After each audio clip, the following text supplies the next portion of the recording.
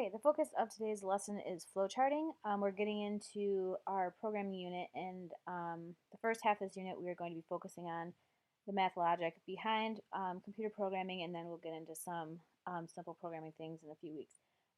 So we're starting with flowcharting because it's important to kind of map out your program and understand what exactly you are telling your program to do.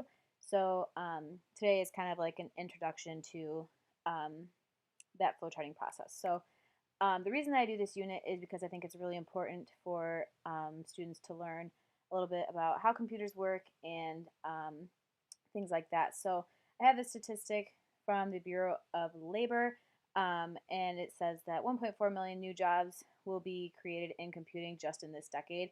And so because I'm always trying to make sure that what we do in this course is authentic and relevant to you, I think even if you aren't going to be an expert at the end of this unit, at least having a little bit of a taste of this stuff is really beneficial to you in your futures.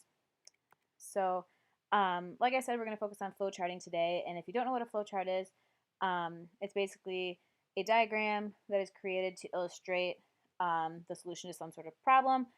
So for most of our cases, we are going to be creating flowcharts that are going to outline a program that we want to create to carry out some sort of function.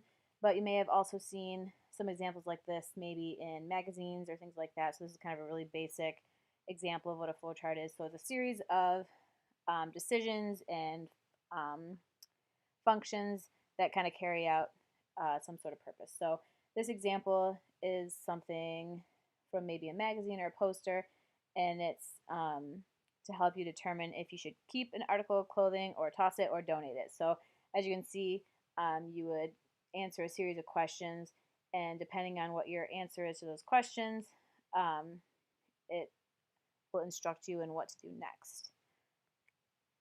So these are the symbols that we will be using for our flowchart, so you'll become very familiar with these. This first one up here, it's an oval. Sometimes it's also represented as a rectangle with rounded sides. And this represents the start or end of the program or flowchart. So every flowchart that you create will have a start and end terminal at the beginning and end, and you'll see some examples of that. The arrows always show the relationship and kind of the flow of logic. So all of your other symbols will be connected through these arrows. There's an input and output. We'll focus on this more in a couple of weeks, but it represents any time that the program needs you to put information in or anytime the program is spitting information out. Our rectangle here represents a process, so anytime any sort of process is being carried out, it will go inside this rectangle, and you'll see that in our examples. And then also, sorry, I'm trying to get my little bar out of there. This rhombus or a diamond is anytime there's a decision being made. So anytime that your program is going to kind of come to a fork in the road, if you will, and a decision has to be made, that will be represented by a rhombus.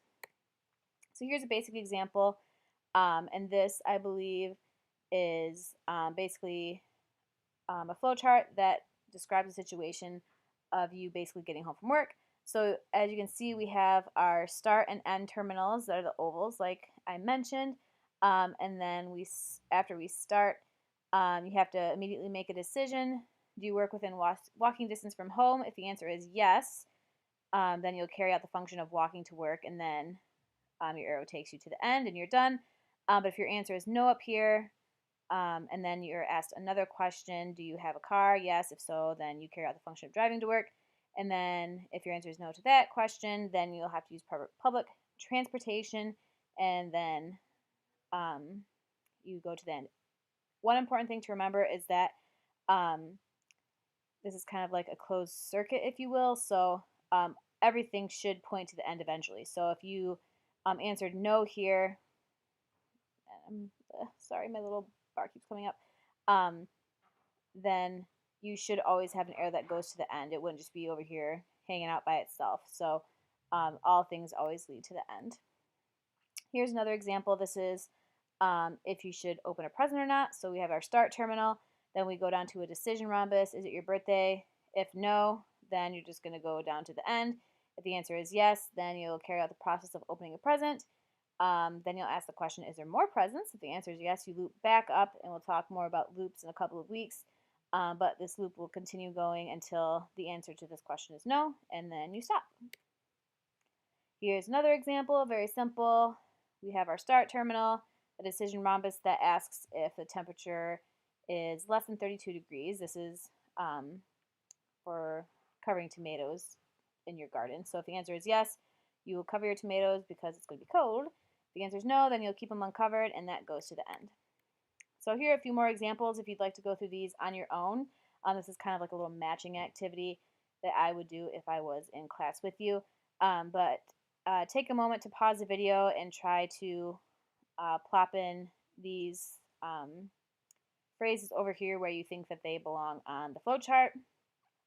And then there is a key on the next slide. So pause the video. So here are the correct answers. So this one is starting with the problem. So rather than just saying start, it has like a problem that needs to be solved here. So your lamp doesn't work. The first thing you have to ask is your lamp plugged in? And if the answer is no, then you plug in your lamp. And then if the answer is yes, you have to check to see if the bulb is burned out, so on and so forth. So as you can see, these are all end terminals, each of these green rectangles, so they don't have to go to some sort of end terminal over here. They just put the process inside an end terminal, and that's fine to do too. Here is another example that you can do on your own, so try to plug in the correct phrases here into the flowchart. And you can pause the video for a second to do that. Here we go. Here are the answers. So this is to cross a street safely. So go ahead and check your answers. If you got them right, this is Flowrida telling you that you did a great job. Here's a few more examples. We're going to skip over here to this one. So this flowchart, I wanted to break it up into pieces just so you can see step by step. So this is the process that an ATM goes through. So we have our start terminal, and then we have a parallelogram. Remember, that's an input-output shape. So you would have to type into the ATM the amount of money that you'd want to withdraw, and then the ATM goes through the process of determining if the funds are available for you to withdraw. Then there's another process during which the ATM deducts that amount from your account. And then the output would be the ATM spitting out the cash. And then we have the stop terminal. Here are a few more examples. If you'd like to create these flowcharts on your own, you are welcome to do so. They're on the next 2 slides here. Those are practice for you to do on your own if you so choose, but those will not be collected at all. Your homework for this week will be the how-to flowchart, and that is going to be in the next tutorial. So you can go ahead and start on that now.